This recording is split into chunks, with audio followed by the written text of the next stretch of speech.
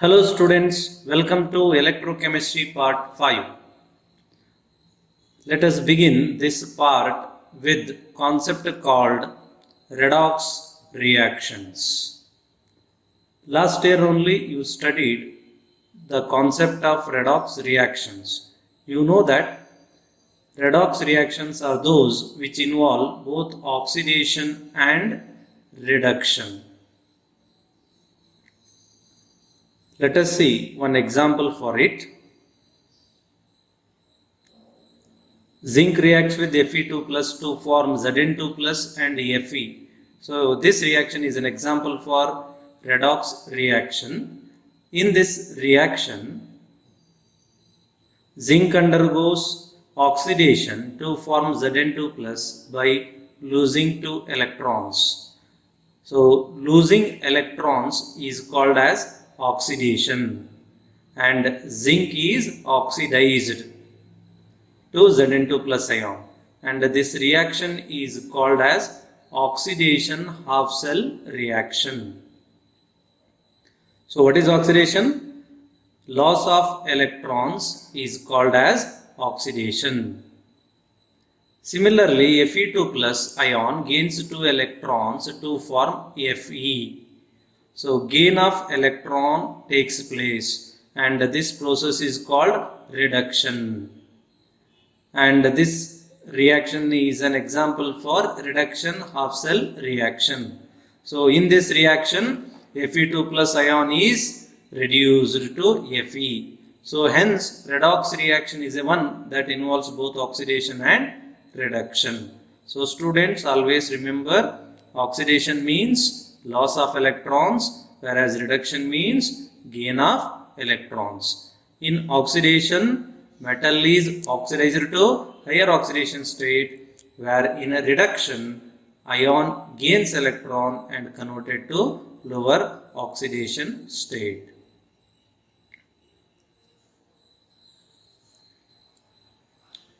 Now let us see process called electrolysis. Okay, let us take molten NaCl or fused NaCl in a beaker. Dip two electrodes, one cathode, another one is anode, and connect that one to the external source of battery as shown in the diagram. Molten sodium chloride contains Na plus and Cl minus ions.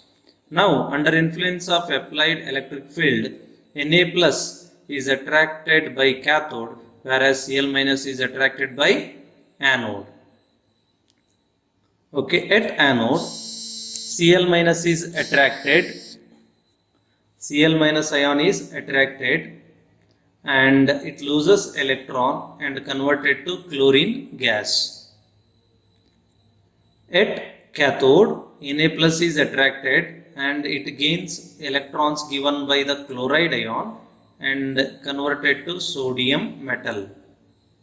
Okay, so net cell reaction is the combination of oxidation half cell reaction and reduction half cell reaction. So in the left hand side we have Na plus Cl minus. So when they combine they form NaCl, and the electron present in the left hand side of the second reaction is cancelled with the electron present in the right hand side of the first reaction, and right hand side we left with Na, that is solid, and chlorine gas. So sodium chloride under influence of electric current forms sodium at the cathode, and chlorine gas is liberated at the anode. In exam they may ask question like this: name the gas liberated at anode during electrolysis of molten sodium chloride. So then you have to write answer, it is chlorine gas. So what is electrolysis at the end, students? So it is a process of chemical decomposition of an electrolyte as a result of passing electric current through its solution is called as electrolysis. So what we have done, by passing electrical current we decomposed sodium chloride. Because of that, what happened? Sodium is deposited at the cathode and chlorine gas is liberated at the anode, and that process is called as electrolysis. The electrochemical cell in which electrolysis process is carried out is called as electrolytic cell. So whatever cell here we use this for this process, students, is called as electrolytic cell. Electrolysis of aqueous sodium chloride solution. Aqueous sodium chloride solution is obtained by dissolving solid sodium chloride in water. So when we dissolve solid sodium chloride in water, it ionizes to form Na plus and Cl minus ions. At the same time, water undergoes partial ionization to form H plus and OH minus ions. Now there is a competition between H plus and Na plus ion to liberate or deposit at cathode. Okay, so we have two possible reactions. One is H plus may undergo reduction at cathode by gaining electron and may convert to hydrogen gas, or Na plus may get one electron and thereby it undergoes reduction to form solid sodium. Students, which reaction is preferred or which ion preferentially liberated, that depends on its reduction electrode potential value, that people learn in a concept called electrochemical series in this electrochemistry chapter itself. Okay, for time being, remember it is a H plus that preferentially undergoes reduction by gaining electron and liberated in the form of hydrogen gas. But H plus comes from water, so let me write reaction by taking water itself. So water gains one electron, converted to hydrogen gas and OH minus. Let us try to understand this. In water we have H plus and OH minus ions. Okay, H plus gains electron and converted to hydrogen gas, whereas OH minus ion remains as such only. So at the end, at the cathode, reaction is water gaining one electron and converting to hydrogen gas and formation of OH minus ions. Okay. Similarly, at the anode, OH minus and Cl minus ions are attracted. Preferentially, which ion is going to liberate or deposit? Once again, it depends on reduction electrode potential value. So that people learn in a concept called electrochemical series. For time being here, you remember, students, it is a chloride ion that preferentially undergoes oxidation at anode. Loss of electron is called oxidation. Chloride ion loses one electron and converted to chlorine gas at anode. Okay. Now let us write reaction at anode. So this is a reaction, chloride ion converted to chlorine gas. Chlorine gas, students. Okay. Chlorine gas. What is a net cell reaction? Now net cell reaction is a combination of these three reactions. We added sodium chloride. At cathode, water undergoes reduction to form hydrogen gas. At anode, chloride ion undergoes oxidation to form chlorine. So automatically chloride ion and chloride ion is going to cancel. Here chloride and here chloride is going to cancel, which are present left and right hand side, and electron and electron is going to cancel. And let us add remaining. Left hand side NaCl, aqueous plus water, and right hand side I have Na plus, OH minus, hydrogen gas liberated and chlorine gas liberated. So here also they ask you questions like this, students. Name the gas liberated at anode during electrolysis of aqueous NaCl. Answer is, it is a chlorine gas. Name the gas liberated at cathode during electrolysis of aqueous NaCl. So here answer is hydrogen gas. So during electrolysis of aqueous NaCl, remember, at anode chlorine and at cathode hydrogen gases are liberated. Now let us see very important law in electrochemistry, Faraday's laws of electrolysis. Let us see Faraday's first law of electrolysis. Let us take molten sodium chloride in a beaker. Dip two electrodes, connect that one to the external source of battery. Now you know that Na plus ion of sodium chloride, Na plus ion of sodium chloride attracted by the cathode undergoes reduction and it is deposited, whereas a chloride ion attracted by the anode undergoes oxidation and chlorine gas is liberated. Okay, so how much oxidation and reduction reaction takes place at anode and cathode respectively depends on what, students? It depends on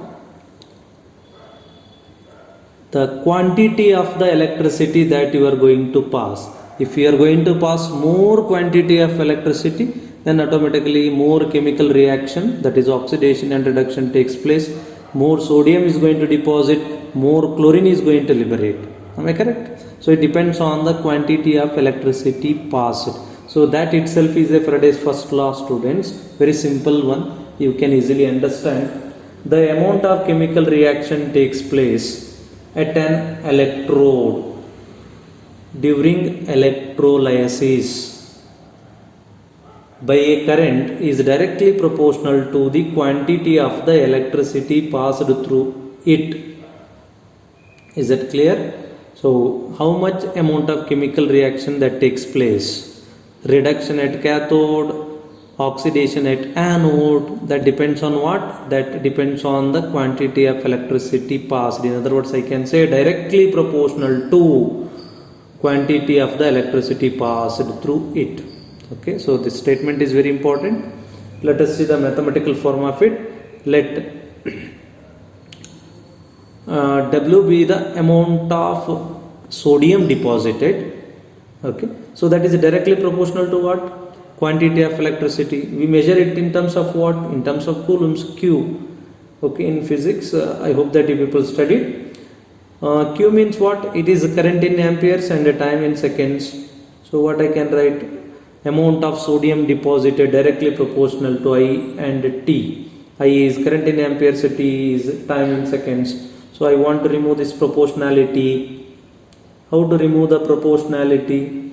Proportionality is removed by adding proportionality constant. So let us write that W equal to ZIT, or simply I can write W is equal to ZQ, where Z is called electrochemical equivalent.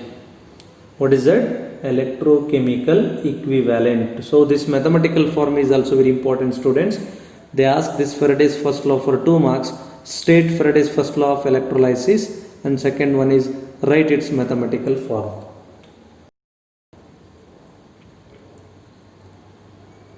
What is W, students? W is amount of sodium deposited. And what is I? I is current in amperes. What is T? T is time in seconds. What is Z? Z is electrochemical equivalent. What is Q? Quantity of electricity in terms of coulombs. So W is mass of substance discharge, Q is quantity of electricity passed in terms of coulombs, I is current in ampere, T is time in second. Clear? And Z is called electrochemical equivalent. How to define proportionality constant, students? So whenever we ask to define proportionality constant, what we have to do? We have to take other terms which are present along with it is equal to 1. So let us do that smart thing and let us try to define that electrochemical equivalent. When I is equal to 1, current passed is equal to 1 and it is for time t equal to 1 second, under that condition what happens? W equal to ZIT. So I is 1 ampere, T is 1 second. Under that condition W becomes equal to Z. So what is electrochemical equivalent? It is amount of substance deposited or liberated when 1 ampere current is passed through the electrolytic solution for 1 second. So that is what the definition for electrochemical equivalent.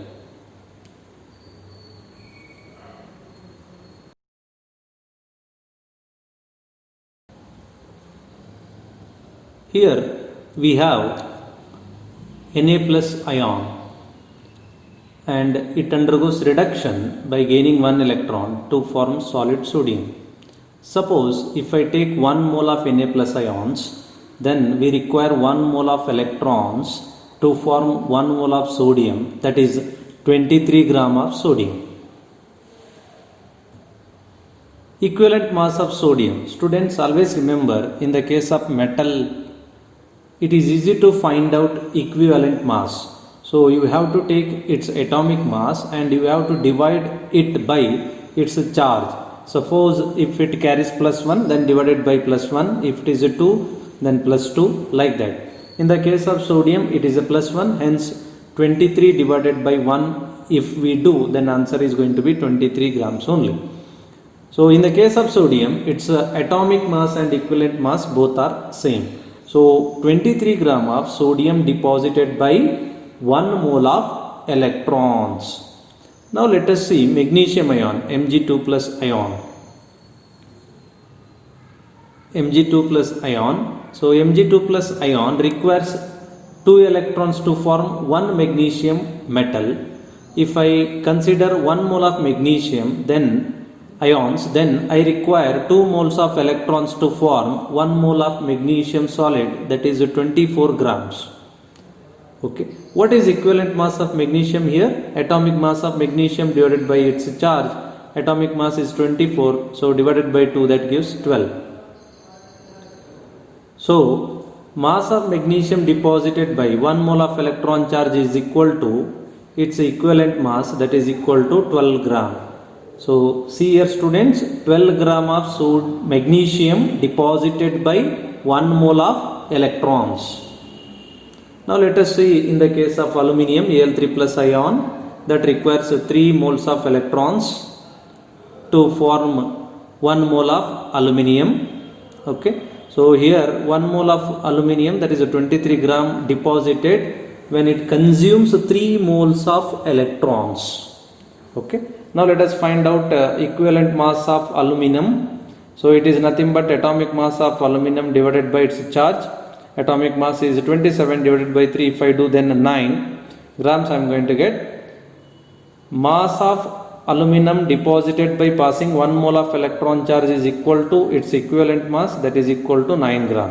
So from this, what is the conclusion at the end is, to deposit equivalent mass of any metal, so we have to give 1 mole of electrons, or 1 mole of electrons or charge of 1 mole of electrons always deposit gram equivalent mass of the metal. That is the conclusion.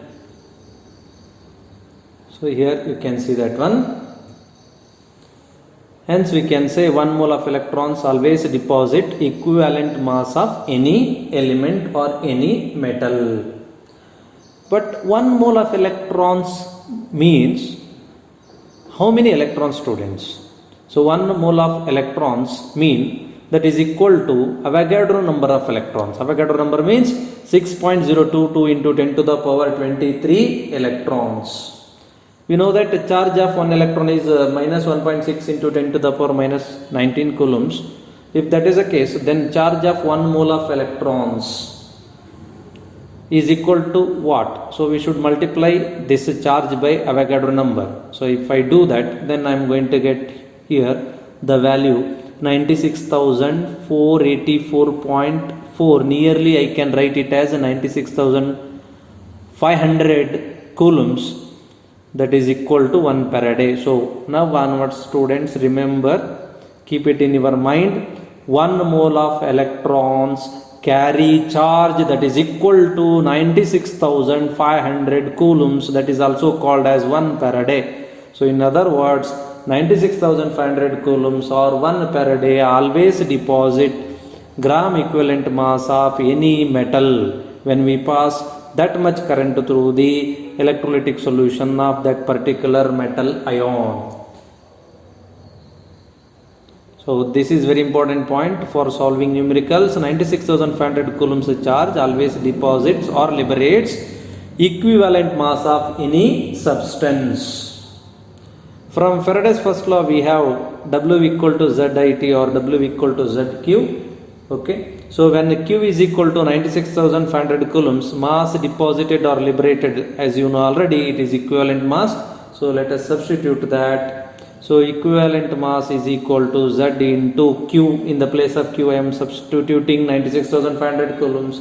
In other words, this one electrochemical equivalent Z is equal to equivalent mass in grams divided by 96,500 coulombs. So in my formula, this formula W is equal to ZIT. Z is a constant. In this place, what I am going to substitute? I am going to substitute this, and that formula we are going to use solve large number of numerical questions. Even in competitive exam also, students they ask question based on this. So very important, remember it. So in the place of Z, what we have written? Equivalent mass divided by 96,500 coulombs into I into T, or in this place I can write Q. Thank you, students.